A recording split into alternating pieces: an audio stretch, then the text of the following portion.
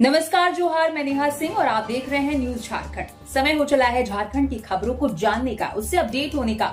उससे पहले अगर आप न्यूज झारखंड चैनल पर नए हैं तो चैनल को सब्सक्राइब करके बेल आइकन प्रेस कर लीजिए, जिससे खबरों का अपडेट आपको मिलता रहे। तो चलिए जानते हैं आज की सुबह से लेकर शाम तक की बड़ी खबरों की। झारखंड पोस्ट मैट्रिक स्कॉलरशिप के लिए शेड्यूल जारी, कब से कब तक कर सकेंगे ऑनलाइन आवेदन। राज्य के अनुसूचित जाति, अनुसूचित जनजाति तथा पिछड़ा वर्ग के विद्यार्थियों के लिए संचालित पोस्ट मैट्रिक छात्रवृत्ति के लिए आवेदन प्रक्रिया 20 मई से शुरू होगी। इसके लिए 15 मई से ई कल्याण पोर्टल खोल दिया जाएगा। शैक्षणिक सत्र 2026 से 27 के लिए विद्यार्थियों को झारखंड राज्य पोस्ट मैट्रिक छात्रवृत्ति योजना नियमावली 2022 के तहत पात्र विद्यार्थियों को छात्रवृत्ति प्रदान की जाएगी। आदिवासी कल्याण आयुक्त कार्यालय ने इसे लेकर सूचना प्रकाशित कर दी है। इसके तहत शैक्षणिक संस्थाएं ई कल्याण पोर्टल पर 15 मई से 30 जून तक पंजीकरण करा सकेंगे। छात्रवृत्ति का लाभ लेने को इच्छुक विद्यार्थी 20 मई से 31 जुलाई तक ऑनलाइन आवेदन कर सकेंगे। 20 मई से 31 अगस्त तक संबंधित शैक्षणिक संस्थानों द्वारा छात्र छात्राओं के आवेदन को ऑनलाइन सत्यापन किया जाएगा। ये कार्य संस्था के नोडल पदाधिकारी द्वारा किया जाएगा। 20 मई से 30 सितंबर तक संबंधित जिला नोडल पदाधिकारी आवेदनों का ऑनलाइन सत्यापन करेंगे, जिसके बाद विद्यार्थियों की छात्रवृत्ति स्वीकृत की जाएगी। आदिवासी कल्याण आयुक्त ने विद्यार्थियों तथा शैक्षणिक संस्थानों से संबंधित नियमावली तथा निर्देशों को ध्यान पूर्वक पढ़ने तथा उनका अनुपालन सुनिश्चित करने को कहा है। साथ ही सभी विद्यार्थियों को आधार आधारित बैंक खाता का केवाईसी भी अनिवार्य रूप से कराने के निर्देश दिए गए हैं। उत्पाद सिपाही भर्ती परीक्षा पेपर लीक मामला, 168 आरोपियों को मिली जमानत। उत्पाद सिपाही भर्ती परीक्षा पेपर लीक मामले के 168 आरोपियों की जमानत याचिका पर अपर न्यायायुक्त योगेश की अदालत ने फैसला सुनाया है। कोर्ट ने आरोपियों को जमानत प्रदान कर दी। कोर्ट ने इन्हें 20-20 हजार के दो निजी मुचलके पर जमानत दी है। पूर्व में सुनवाई के बाद अदालत ने फैसला सुरक्षित रख लिया था। उल्लेखनीय है कि 11 अप्रैल को उत्पाद सिपाही भर्ती परीक्षा में पेपर लीक के आरोप में 168 लोगों को गिरफ्तार किया गया था। इसमें अधिकांश परीक्षार्थी हैं। पुलिस ने सभी को कोर्ट में पेश करने के बाद जेल भेज दिया था। गौरतलब है कि शनिवार रात पुलिस को सूचना मिली थी कि तमाड़ के रड़ गांव में एक अर्धनिर्मित स्थान पर लोगों का जमावड़ा लगा है। सूचना के आधार पर विशेष छापेमारी दल ने 11 अप्रैल की देर रात छापा मारा था। पुलिस की टीम के पहुंचने पर लोग इधर उधर भागने लगे। इस दौरान पुलिस ने मौके से 168 आरोपियों को गिरफ्तार किया। इनमें अंतर्राज्यीय पेपर लीक और पेपर सॉल्व गिरोह सरगना के 5 आरोपी अतुल वत्स, विकास कुमार, शेर सिंह, आशीष कुमार और योगेश प्रसाद भी शामिल थे। वहीं 7 महिला आरोपियों को भी गिरफ्तार किया गया था। मंत्री डॉक्टर इरफान अंसारी ने दिखाई संवेदनशीलता, काफिला रोक एक्सीडेंट में घायल युवक को पहुंचाया अस्पताल। झारखंड के स्वास्थ्य मंत्री डॉक्टर इरफान अंसारी अक्सर अपने बयानों के कारण विवाद में घिरे रहते हैं, मगर इस बार उन्होंने ऐसा काम बीच सड़क पर कर दिया जो मौजूदा समय में काफी सुर्खियां बटोर रहा है। साथ ही सभी लोग उनकी जमकर तारीफ भी कर रहे हैं। बताया जा रहा है कि स्वास्थ्य मंत्री डॉक्टर इरफान अंसारी राजधानी रांची के मिसरा से गुजर रहे थे, तभी उनकी नजर एक युवक पर पड़ी जो सड़क दुर्घटना में घायल था, सड़क पर तड़प रहा था, जिसे देखने के बाद मंत्री डॉक्टर इरफान अंसारी ने अपने काफिले को रुकवाया और त्वरित कार्रवाई करते हुए उसे अस्पताल पहुंचाया। इस बात की जानकारी वहां मौजूद प्रत्यक्षदर्शियों के द्वारा मीडिया के साथ साझा की गई। आमतौर पर यह देखा जाता है कि वीआईपी काफिले तेजी से सभी के सामने से निकल जाते हैं, लेकिन कई बार ऐसा देखा जाता है कि कोई वीआईपी अपने काफिले को रोककर किसी की मदद कर रहे हैं। ऐसा ही एक काम मंत्री डॉक्टर इरफान अंसारी के द्वारा किया गया है। इस स्थिति को देखते हुए स्वास्थ्य मंत्री ने अपने काफिले को रोकने का आदेश दिया और नीचे उतरकर घायल युवक के पास गए और त्वरित कार्रवाई करते हुए सुरक्षा कर्मियों के और साथ चल रहे कर्मियों की मदद से उसे उठाकर अस्पताल पहुंचाया। स्वास्थ्य मंत्री डॉक्टर इरफान अंसारी ने यह भी सुनिश्चित किया कि घायल को जल्द से जल्द चिकित्सा सहायता मिले। पलामू और बोकारो में हुई झमाझम बारिश। झारखंड में 13 मई तक वर्षा की संभावना। 9 और 10 मई को बारिश का ऑरेंज अलर्ट जारी। झारखंड के कई जिलों में शुक्रवार को एक बार फिर लोगों को बदले मौसम से रूबरू होना पड़ा। पलामू और बोकारो में जोरदार बारिश हुई। वहीं 13 मई तक राज्य के कई हिस्सों में ऐसे ही मौसम बने रहने और बारिश होने का पूर्वानुमान जारी किया है। मौसम विभाग ने 9 और 10 मई को बारिश का ऑरेंज अलर्ट भी जारी किया है। अधिकतम तापमान में भी गिरावट आएगी। आज शुक्रवार को मौसम का मिजाज बदला हुआ है और कहीं कहीं पर गर्जन के साथ तेज हवा के साथ बारिश और वज्रपात होने की संभावना है।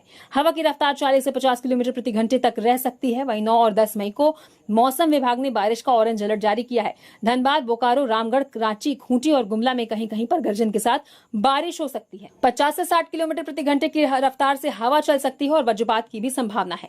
पिछले 24 घंटे में झारखंड में कहीं कहीं पर गरज के साथ हल्के से मध्यम दर्जे की बारिश हुई। सबसे अधिक बारिश 35.5 mm जगन्नाथपुर में दर्ज की गई।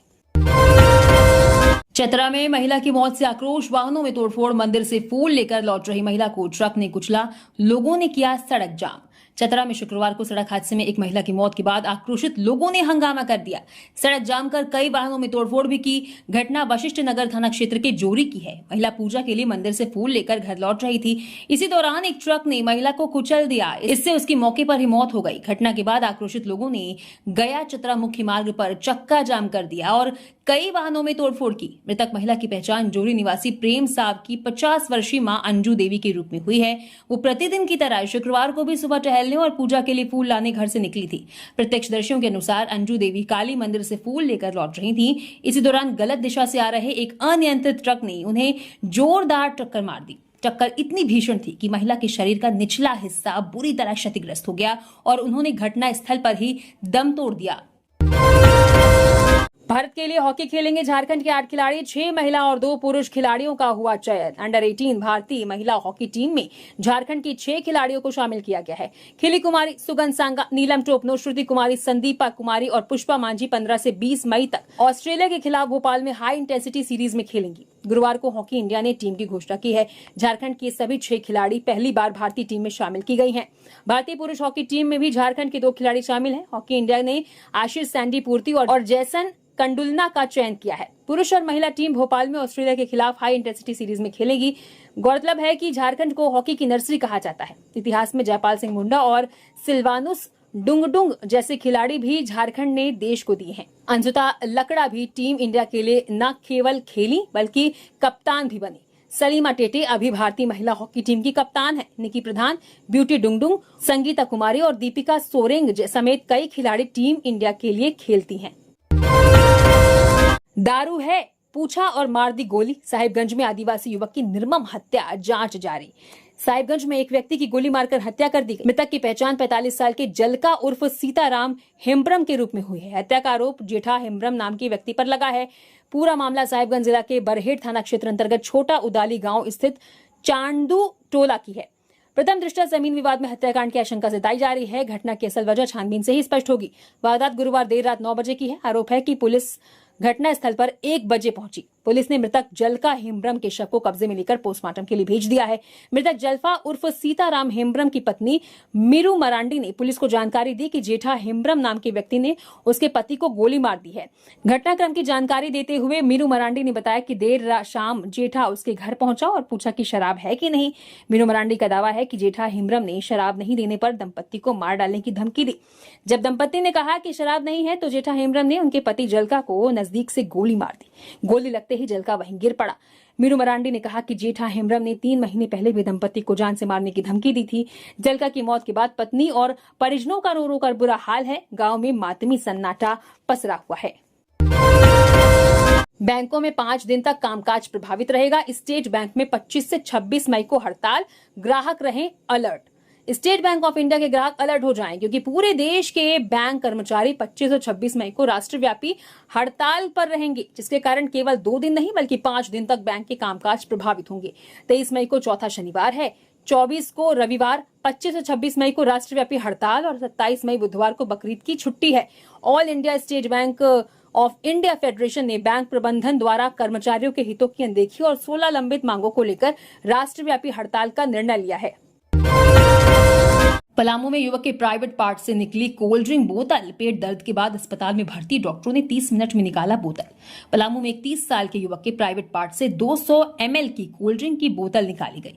युवक को पेट दर्द की शिकायत के बाद MMCH में भर्ती कराया गया था, जहां डॉक्टरों ने 30 मिनट की मशक्कत के बाद बोतल को सफलतापूर्वक बाहर निकाला। युवक की हालत खतरे से बाहर बताई जा रही है, हालांकि इसका इलाज अभी जारी है। ये घटना तब सामने आई जब युवक को तेज पेट दर्द हुआ और परिजनों ने उसे गुरुवार को इलाज के लिए MMCH में भर्ती कराया। सिटी स्कैन में युवक के प्राइवेट पार्ट में बोतल फंसी हुई दिखाई दी, जिसे डॉक्टर भी हैरान रह गए।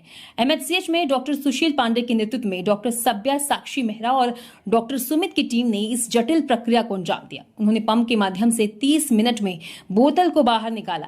डॉक्टरों के अनुसार युवक की हालत स्थिर है और वो खतरे से बाहर है। इधर घटना की जानकारी मिलने पर पड़वा पुलिस मामले की जांच में जुट गई है। पुलिस ये पता लगाने की कोशिश कर रही है कि बोतल किसी और ने डाली या युवक ने नशे की हालत में खुद ही ऐसा किया। युवक जिले के पड़वा थाना क्षेत्र के लामी पतरा के झरी गांव का निवासी है और नशे का आदी बताया जा रहा है। आशंका जताई जा रही है कि नशे की हालत में उसके कुछ दोस्तों ने यह हरकत की हो सकती है। परिवार वालों ने शुरुआत में सिर्फ पेट दर्द की शिकायत बताई थी। हालांकि युवक अभी तक इस संबंध में परिजनों या पुलिस को कोई स्पष्ट जानकारी नहीं दे पाया है। गुमला में जंगली हाथी ने घर तोड़ा, बच्चा घायल, बूढ़ी पाठ गांव में घटना, अनाज फसल भी बर्बाद, दहशत में जी रहे ग्रामीण। गुमला जिले के भरनो प्रखंड स्थित बूढ़ी पाठ गांव में एक जंगली हाथी के हमले से एक कच्चा मकान ध्वस्त हो गया। इस घटना में घर में सो रहा 12 साल का बच्चा गंभीर रूप से घायल हो गया। गांव में दहशत का माहौल है। जानकारी के अनुसार बूढ़ी पाठ गांव निवासी रंजीत दास मजदूरी के लिए दूसरे राज्य गए हुए थे। उनकी पत्नी उर्मिला देवी अपने 2 बच्चों के साथ घर पर सो रही थी। देर रात अचानक एक जंगली हाथी गांव में घुस आया और उनके मिट्टी के मकान को तोड़ने लगा। हाथी के धक्के से घर की दीवार ढह गई। दीवार गिरने से 12 साल के रघुनाथ दास मलबे में दबकर गंभीर रूप से घायल हो गया। घटना के समय हाथी घर के अंदर रखे चावल और अनाज खा रहा था। मां उर्मिला देवी ने जान जोखिम में डालकर मिट्टी हटाकर अपने बेटे को बाहर निकाला। परिजनों और ग्रामीणों की मदद से घायल बच्चे को रात में ही भरनो अस्पताल पहुंचाया गया। बच्चे के सिर और हाथ में गंभीर चोटें आई हैं। प्राथमिक उपचार के बाद चिकित्सकों ने उसे बेहतर इलाज के लिए सदर अस्पताल गुमला रेफर कर दिया। रंजीत दास का परिवार बेहद गरीब है और उनका एकमात्र मिट्टी का कमरा पूरी तरह ध्वस्त हो गया। घर में रखा अनाज, बर्तन और अन्य घरेलू सामान भी मलबे में दबकर बर्बाद हो गया, जिससे परिवार खुले आसमान के नीचे रहने को मजबूर है। हाथी ने गांव के अन्य लोगों को भी नुकसान पहुंचाया। ग्रामीण नारायण दास का घर भी क्षतिग्रस्त हुआ है। वहीं किसान बीरेश्वर उरांव के खेतों में लगी तरबूज, बैगन, टमाटर और लौकी की फसलें रौंद दी गई। किसान ने बताया कि उनकी खेती के लिए सेमियाल्टा के करीब 500 पौधे लगाए थे, जो नष्ट हो गए। Senior ranking national wrestling championship में हिस्सा लेंगे साहिबगंज के 4 पहलवान। साहिबगंज के 4 पहलवान यूपी के गोंडा में 2 दिवसीय सीनियर रैंकिंग नेशनल चैंपियनशिप में हिस्सा लेंगे। 2 महिला और 2 पुरुष खिलाड़ी साहिबगंज से यूपी के लिए रवाना हो गए हैं। 53 किलोग्राम भार वर्ग में रूपाली कुमारी, 57 किलोग्राम भार वर्ग में रोशनी कुमारी, 61 किलोग्राम भार वर्ग में गुंजन यादव और 74 किलोग्राम भार वर्ग में अंगद कुमार हिस्सा लेंगे। ये team national coach Sushant Saurabh और साहिबगंज जिला कुश्ती संघ की सचिव नमिता शर्मा के साथ senior ranking national wrestling championship में हिस्सा लेने गई है। जिला खो खो संघ के अध्यक्ष और SKMU दुमका के पूर्व खेल निदेशक डॉक्टर रंजीत कुमार सिंह ने कहा कि कुश्ती भारतीय पारंपरिक खेल है, जिसमें बल, बुद्धि, स्किल और टेक्निक का अहम योगदान रहता है। ये देखना सुखद है कि झारखंड के सभी प्रमंडलों से युवा खेल प्रतिभाएं राष्ट्रीय और अंतर्राष्ट्रीय स्तर पर प्रदेश का मान बढ़ा रही हैं। प्रिंस ने विवादित वीडियो जारी कर धनबाद SSP को धमकाया। पूर्व CM बाबूलाल ने कहा, यह वीडियो कानून व्यवस्था और प्रशासनिक विश्वसनीयता पर प्रश्न चिन्ह। भगोड़े अपराधी प्रिंस खान ने एक विवादित वीडियो जारी किया।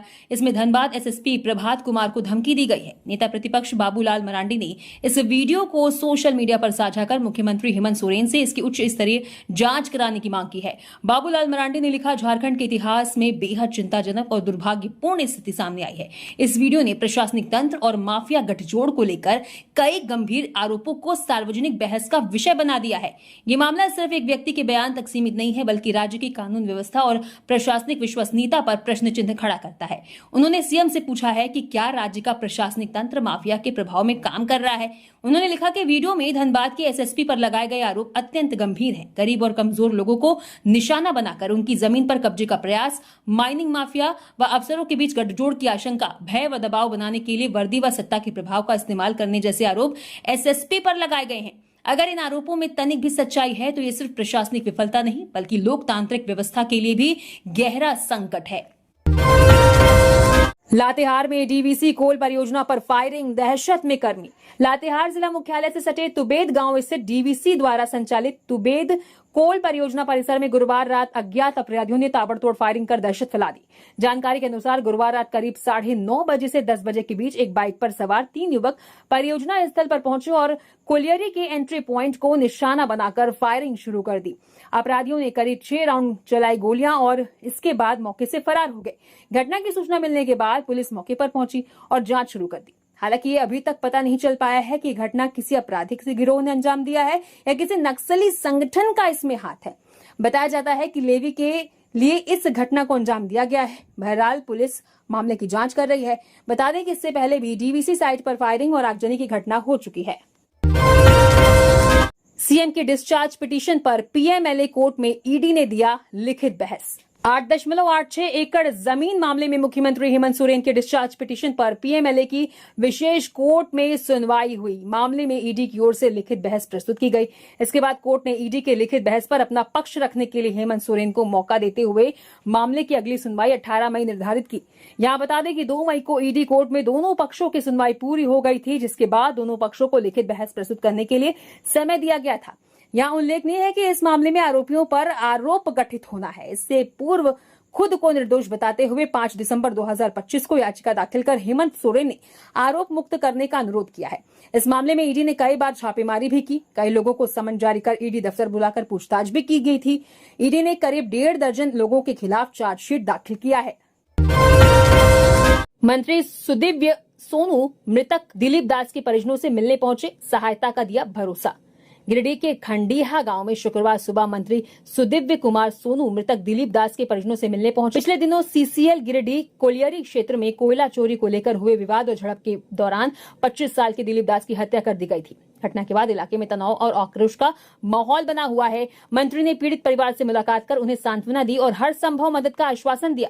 जानकारी के अनुसार सीसीएल गिरिडीह कोलियारी क्षेत्र में कोयला चोरी को लेकर हुए विवाद ने हिंसक रूप ले लिया था। इसी दौरान हुई मारपीट और झड़प में दिलीप दास की मौत हो गई। घटना के बाद गांव और आसपास के इलाकों में तनाव फैल गया था। स्थानीय लोग दोषियों की गिरफ्तारी और पीड़ित परिवार को न्याय दिलाने की मांग कर रहे हैं। मंत्री सुदिव्य कुमार सोनू ने पीड़ित परिवार को ढांढस बनाते हुए तत्काल आर्थिक सहायता राशि भी सौंपी। उन्होंने कहा कि सरकार इस मामले को गंभीरता से ले रही है और परिवार को हर संभव सहायता उपलब्ध कराई जाएगी। मंत्री ने अधिकारियों को निर्देश दिया कि पीड़ित परिवार की जरूरतों का ध्यान रखा जाए और सरकारी योजनाओं का लाभ जल्द उपलब्ध कराया जाए। रेलवे बदलने जा रहा 40 साल पुराना टिकट बुकिंग सिस्टम, यात्रियों को मिलेंगी हाईटेक सुविधाएं। भारतीय रेलवे अब अपने यात्री आरक्षण सिस्टम में बड़ा बदलाव करने की तैयारी में है। साल 1986 से इस्तेमाल हो रहे पुराने पैसेंजर रिजर्वेशन सिस्टम यानी पीआरएस को अब नई डिजिटल तकनीक से लैस आधुनिक प्लेटफॉर्म से बदला जाएगा। रेलवे मंत्रालय के अनुसार नई व्यवस्था अगस्त 2026 से चरणबद्ध तरीके से लागू की जाएगी। रेल मंत्री ने अधिकारियों को निर्देश दिया है कि बदलाव के दौरान यात्रियों को किसी तरह की परेशानी नहीं होनी चाहिए। नई प्रणाली लागू होने के बाद यात्रियों को टिकट बुकिंग से जुड़ी कई आधुनिक सुविधाएं मिलेंगी। रेलवे अब एआई आधारित तकनीक का इस्तेमाल करेगा, जिससे वेटिंग टिकट कंफर्म होने की संभावना का अनुमान पहले से ज्यादा सटीक हो जाएगा। रेलवे के अनुसार जहां पहले इसकी सटीकता सिर्फ 53% थी, वहीं अब ये बढ़कर लगभग 94% तक पहुंच जाएगी। रेल यात्रियों को ट्रेन की लाइव लोकेशन, प्लेटफॉर्म नंबर और कोच की जानकारी रियल टाइम में मिलेगी। इसके अलावा सीट पर खाना मंगाने की सुविधा को भी और बेहतर तरीके से सिस्टम से जोड़ा जाएगा। पीएलएफआई पर खूंटी पुलिस का बड़ा प्रहार, 3 हार्डकोर उग्रवादी गिरफ्तार, संगठन विस्तार की साजिश नाकाम। उग्रवाद के खिलाफ अभियान में खूंटी पुलिस को बड़ी सफलता मिली है। एसपी ऋषभ गर्ग के नेतृत्व में पुलिस ने प्रतिबंधित उग्रवादी संगठन पीएलएफआई के 3 सक्रिय और हार्डकोर सदस्यों को गिरफ्तार किया है। गिरफ्तार उग्रवादियों की पहचान सैमुअल गुड़िया, धीरज स्वांसी और सुनील स्वांसी के रूप में हुई है। पुलिस के मुताबिक ये सभी उग्रवादी जंगल क्षेत्र में बैठकर किसी बड़ी घटना की साजिश रच रहे थे। साथ ही संगठन के विस्तार और कारोबारियों से लेवी वसूल की योजना भी बनाई जा रही थी। कार्रवाई के दौरान पुलिस ने इनके पास से एक देशी कट्टा, जिंदा कारतूस, पीएलएफआई के पर्चे और मोबाइल फोन बरामद किए हैं। खूंटी एसपी ऋषभ गर्ग ने बताया कि 30 अप्रैल को कर्रा थाना क्षेत्र में हुई घटना के बाद से ही पुलिस लगातार उग्रवादियों की तलाश में अभियान चला रही थी। इसके लिए एक विशेष जांच दल का गठन किया गया था। इसी दौरान गुप्त सूचना के आधार पर छापेमारी कर तीनों उग्रवादियों को गिरफ्तार किया गया है। जमीन विवाद में 2 पक्षों में भिड़न, भूमाफियाओं पर अवैध कब्जा करने, मारपीट और धमकी देने का आरोप। गिरिडीह जिले के हीरोडीह थाना क्षेत्र के धुरैता मोड़ पर रैयती जमीन पर कब्जे को लेकर विवाद गहरा गया है। पीड़ित ने भूमाफियाओं पर अवैध कब्जा करने, मारपीट और धमकी देने का आरोप लगाया है। पीड़ित आशीष कुमार भदानी ने आरोप लगाया है कि लखन यादव समेत कुछ अन्य लोग जमीन पर अवैध निर्माण करा रहे थे। जब इसका विरोध किया गया तो आरोपियों ने उनके साथ गाली गलौज की और मारपीट की। इस दौरान महिलाओं और बुजुर्गों के साथ भी दुर्व्यवहार करने का आरोप है। उन्होंने पहले भी कई बार पुलिस प्रशासन को इस मामले की जानकारी दी थी। हालांकि कोई ठोस कार्रवाई नहीं होने के कारण भूमाफियाओं का मनोबल बढ़ा है। पीड़ितों का आरोप है कि पुलिस की ढिलाई के कारण ही दबंग लोग खुलेआम गरीब और असहाय लोगों की जमीन पर कब्जा कर रहे हैं। विरोध करने वालों को डराया धमकाया जा रहा है और उनके साथ मारपीट की जा रही है। इधर दूसरे पक्ष के लखन यादव ने कहा कि उक्त जमीन उपेंद्र सिन्हा की है और वे लोग जमीन पर बाउंड्री गेट लगवा रहे थे। इसी दौरान आशीष भदानी समेत अन्य लोग वहां पहुंचे और तोड़फोड़ करने लगे। रांची में बिजली बिल शिकायतों के लिए लगेगा शिविर, 11 से 30 मई तक होगा समस्याओं का समाधान। ऊर्जा विकास निगम के निर्देश पर बिजली बिल विवाद और बिजली से संबंधित शिकायत के निपटारे के लिए विद्युत शिकायत निवारण शिविर का आयोजन 11 मई से शुरू किया जाएगा। ये शिविर 30 मई तक चलेगा। इस शिविर में बिजली उपभोक्ता बिजली बिल विवाद और बिजली से संबंधित शिकायत दर्ज करा सकते हैं। कैंप सुबह 11 बजे से दिन के 2 बजे तक चलेगा। बिजली परेशानी के अनुसार शिकायतों का निपटारा ऑन द स्पॉट किया जाएगा। वहीं कुछ का शिकायत लेकर उसे बाद में एक निर्धारित समयावधि में किया जाएगा। ये जानकारी रांची विद्युत आपूर्ति अंचल की अधीक्षण अभियंता डीएन साहू ने दी। पूर्व रेलवे की कमाई में झारखंड आगे, टॉप 20 में देवघर, जसीडीह, मधुपुर, साहिबगंज रेलवे स्टेशन शामिल। पूर्व रेलवे की वित्तीय वर्ष 2025 से 26 की आधिकारिक आय रिपोर्ट में झारखंड के कई रेलवे स्टेशनों ने शानदार प्रदर्शन किया है। खास तौर पर जसीडीह जंक्शन ने अनारक्षित और आरक्षित टिकट आय की दोनों श्रेणियों में अपनी मजबूत मौजूदगी दर्ज कराई है। रिपोर्ट के मुताबिक राज्य के 4 प्रमुख स्टेशन टॉप 20 स्टेशनों में शामिल हुए हैं। इससे झारखंड में लगातार बढ़ रही रेल यात्रियों की संख्या और धार्मिक पर्यटन की बढ़ती गतिविधियों का असर साफ नजर आ रहा है। अनारक्षित टिकट यानी UTSI के मामले में जसीडीह जंक्शन पूरे पूर्व रेलवे में 5वें स्थान पर रहा। स्टेशन ने साल 2025 से 26 में 46.7 करोड़ रुपए से अधिक की आय दर्ज की। रेलवे अधिकारियों का मानना है कि बाबा बैद्यनाथ धाम आने वाले श्रद्धालुओं, रोजाना यात्रा करने वाले यात्रियों और लंबी दूरी की ट्रेनों के बेहतर संचालन का इसका सीधा असर पड़ा है। वहीं आरक्षित टिकट यानी PRS आय में भी झारखंड के कई स्टेशन टॉप 20 में जगह बनाने में सफल रहे। जसीडीह जंक्शन 110 करोड़ रुपए से अधिक की आय के साथ 6ठे स्थान पर रहा। इसके अलावा मधुपुर स्टेशन 25.7 करोड़ रुपए से ज्यादा की आय के साथ 12वें स्थान पर पहुंचा। देवघर स्टेशन ने 13.9 करोड़ रुपए से अधिक की कमाई करते हुए 17वें स्थान हासिल किया, जबकि साहिबगंज स्टेशन 8.6 करोड़ रुपए से ज्यादा की आय के साथ 19वें स्थान पर शामिल रहा। हजारीबाग मेयर दिखे एक्शन में, कभी सड़क तो कभी विद्यालय का कर रहे निरीक्षण। हजारीबाग के नगर निगम के महापौर इन दिनों एक्शन मोड में नजर आ रहे हैं। कभी सड़क पर गंदगी सफाई करते दिख रहे हैं तो कभी विद्यालय का निरीक्षण करने पहुंच जा रहे हैं। मौके पर संबंधित पदाधिकारी से कह भी रहे हैं कि अपनी जिम्मेदारी को पूरा करें ताकि लोगों को परेशानी न हो। महापौर अरविंद राणा ने हिंदू हाई स्कूल का निरीक्षण किया तो दूसरी ओर जल जमाव के कारण छात्रों की समस्या को दूर करने के लिए भी कदम उठाए हैं। मेयर अरविंद राणा ने क्षेत्र के हिंदू हाई स्कूल का निरीक्षण किया है। निरीक्षण करने के दौरान उन्होंने चिंता जाहिर की है कि विद्यालय में सुविधा तो है लेकिन छात्रों को लाभ नहीं मिल पा रहा। बड़े बड़े लैब बनकर तैयार हैं लेकिन उस लैब में शिक्षक की कमी के कारण छात्र पहुंच नहीं रहे हैं। धूल की परत कुर्सी में बैठ गई है। मेयर ने बताया कि हिंदू स्कूल में शिक्षक की बहाली तो हुई है लेकिन वे प्रतिनियुक्ति में अन्य 2 स्कूल में सेवा दे रहे हैं, जिस कारण हिंदू स्कूल के बच्चों को शिक्षा नहीं मिल रही है। सांसद निशिकांत दुबे ने ममता बनर्जी पर साधा निशाना। बंगाल में कानून व्यवस्था घुसपैठ को बताया सबसे बड़ा खतरा। गोड्डा लोकसभा सांसद निशिकांत दुबे ने पश्चिम बंगाल की कानून व्यवस्था, सीमा सुरक्षा और कथित घुसपैठ को लेकर ममता बनर्जी सरकार पर निशाना साधा है। देवघर में मीडिया से बात करते हुए उन्होंने मुख्यमंत्री ममता बनर्जी के अंतर्राष्ट्रीय कोर्ट जाने संबंधी बयान पर भी प्रतिक्रिया दी। सांसद ने तंज कसते हुए कहा कि ममता बनर्जी चाहे तो अंतर्राष्ट्रीय कोर्ट जाएं या बंगाल में बैठकर अपना अलग कोर्ट बना ले। उन्होंने ये भी कहा कि ममता बनर्जी और अभिषेक बनर्जी कुछ भी कर सकते हैं, यहाँ तक कि अपना संविधान भी लिख सकते हैं। निशिकांत दुबे ने पश्चिम बंगाल में हाल की घटनाओं को राज्य की बिगड़ती कानून व्यवस्था का संकेत बताया। उन्होंने सुवेंदु अधिकारी के PA की हत्या का जिक्र करते हुए इसे गंभीर घटना करार दिया और कहा कि राज्य में अपराधियों के बढ़ते मनोबल को दर्शाता है। सांसद ने आरोप लगाया कि पश्चिम बंगाल अवैध गतिविधियों का केंद्र बनता जा रहा है और यहां अपराधियों को राजनीतिक संरक्षण मिल रहा है। सांसद ने संथाल परगना क्षेत्र में बांग्लादेशी घुसपैठ का मुद्दा भी उठाया। उन्होंने दावा किया कि इसका असर झारखंड के कई इलाकों में दिख रहा है और इससे जनसंख्या संतुलन भी प्रभावित हुआ है। हजारीबाग नाबालिग हत्याकांड में सरकार ने हाईकोर्ट को सौंपी FSL व मृत्यु समीक्षा रिपोर्ट। हजारीबाग के विष्णुगढ़ में 12 साल की बच्ची की हत्या मामले में कोर्ट के स्वतः संज्ञान से दर्ज जनहित याचिका पर हाईकोर्ट ने शुक्रवार को सुनवाई की। मामले में राज्य सरकार की ओर से मृतक बच्ची के कपड़े और अन्य साक्ष्य, आरोपी एवं घटनास्थल से संबंधित FSL जांच की सीलबंदी रिपोर्ट कोर्ट को सौंपी है। साथ ही सरकार ने बच्ची की मृत्यु समीक्षा रिपोर्ट भी कोर्ट को दी है। हाईकोर्ट के न्यायमूर्ति सुजीत नारायण प्रसाद की कोर्ट ने सरकार द्वारा प्रस्तुत किए गए दस्तावेज का अवलोकन किया। मामले की विस्तृत सुनवाई के लिए कोर्ट ने 11 मई की तिथि निर्धारित की है। बता दें कि हजारीबाग में 12 साल की बच्ची की हत्या मामले में हाईकोर्ट ने स्वतः संज्ञान लिया है। पिछली सुनवाई में कोर्ट ने सरकार से FSL रिपोर्ट और मृत्यु समीक्षा रिपोर्ट मांगी थी, जिसे आज कोर्ट को सौंपा गया है। मामले को लेकर हजारीबाग के विष्णुगढ़ थाने में कांड संख्या 42/2026 दर्ज किया गया है, जिसमें मृतक की मां रेशमी देवी भीमराम सहित 3 लोगों को गिरफ्तार किया गया है। पुलिस की ओर से तंत्र मंत्र के कारण उसकी मां द्वारा अपनी बच्ची की हत्या किए जाने की बात कहकर आरोप लगाया जा रहा है। इसमें भीमराम ने उनका सहयोग किया था। मामले की पहली सुनवाई के दौरान कोर्ट ने समक्ष यह बात लाई गई थी कि ये मामला दिल्ली के निर्भया कांड की तरह है। कोल्हान में बढ़ रही गुमशुदगी की घटनाएं, 13 महीनों में 212 लोग लापता।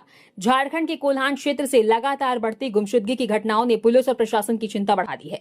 पूर्वी सिंहभूम, पश्चिमी सिंहभूम और सरायकेला खरसावा जिलों में 1 जनवरी 2025 से जनवरी 2026 तक कुल 212 लोगों के लापता होने की रिपोर्ट दर्ज की गई है। सबसे अधिक चिंता की बात यह है कि इसमें महिलाएं और युवतियों की संख्या सबसे ज्यादा है। आंकड़े बताते हैं कि कुल लापता लोगों में 106 महिलाएं और युवतियां शामिल हैं, जो करीब 50% हैं। लगातार सामने आ रहे मामलों ने सुरक्षा व्यवस्था और मानव तस्करी जैसे गंभीर मुद्दों पर सवाल खड़े कर दिए हैं। तीनों जिलों में सबसे अधिक गुमशुदगी के मामले पूर्वी सिंहभूम जिले में दर्ज किए गए हैं। यहाँ कुल 120 लोग लापता हैं, जिसमें 64 महिलाएं, 3 नाबालिग और 53 युवा व पुरुष शामिल हैं। पुलिस रिकॉर्ड के अनुसार कई मामलों में लंबे समय बाद भी कोई सुराग नहीं मिल सका है। लगातार बढ़ती घटनाओं से परिजनों में भय और चिंता का माहौल बना हुआ है। सरायकेला खरसावा जिले में 73 लोगों के लापता होने की रिपोर्ट दर्ज की गई है, जिसमें 33 युवतियां व महिलाएं, 31 युवा व पुरुष और 9 नाबालिग शामिल हैं। वहीं पश्चिमी सिंहभूम जिले में 19 लोग लापता बताए गए हैं, जिनमें 9 महिलाएं और 10 पुरुष शामिल हैं। तेनूघाट बोकारो नहर की मरम्मती शुरू, रोका गया पानी। तेनूघाट से बोकारो तक की 35 किलोमीटर लंबी नहर की मरम्मती का काम युद्ध स्तर पर शुरू कर दिया गया है। इस दौरान नहर के पानी को पूरी तरह रोक दिया गया है। अगले 3-4 दिनों में नहर के 238 जगहों पर मरम्मती का काम किया जाएगा। उम्मीद है कि 10 मई के बाद नहर में पानी छोड़ दिया जाएगा। जानकारी के मुताबिक विभाग ने 6 मई से नहर की मरम्मती का काम शुरू किया है। लक्ष्य रखा गया है कि 10 मई तक मरम्मती कार्य को पूरा कर लिया जाए। गुरुवार को अंगवाली, धदकीडीह, पिछरी करंडी, चलकरी में मरम्मती का काम किया गया। कई जगहों पर नहर को सुखाकर ढलाई का काम किया गया। तेनूघाट डैम से पानी बंद करने के बाद 34 किलोमीटर के दायरे में आने वाले गांवों में ग्रामीणों के सामने जल संकट उत्पन्न हो गया है। ग्रामीण परेशान हैं। इसे देखते हुए विभाग और संवेदक तेजी से काम निपटा रहे हैं, ताकि ग्रामीणों को कम से कम परेशानी हो। जामताड़ा डीसी ने अनुमंडल कार्यालय का किया औचक निरीक्षण। देरी से आए कर्मचारी की उपस्थिति एब्सेंट में बदली। जामताड़ा डीसी आलोक कुमार ने अनुमंडल कार्यालय का औचक निरीक्षण किया। इस दौरान उन्होंने कार्यालय की कार्यप्रणाली, पंजियों के संधारण और नवनिर्मित भवन की सुविधाओं का विस्तृत जायजा लिया। निरीक्षण की शुरुआत में उपायुक्त ने कर्मियों की उपस्थिति पंजी की जांच की। इस दौरान एक कर्मी के विलंब से कार्यालय आने पर उपायुक्त ने कड़ा रुख अपनाते हुए उनकी उपस्थिति को एब्सेंट मार्क कर दिया है। उन्होंने स्पष्ट निर्देश दिया कि सभी कर्मी समय पर कार्यालय आएं और अपने कर्तव्यों का निष्ठापूर्वक निर्वहन करें। कार्यस्थल पर अनुशासनहीनता बर्दाश्त नहीं की जाएगी। इसके बाद उपायुक्त ने अनुमंडल कार्यालय के लिए बने नवनिर्मित भवन का भी जायजा लिया।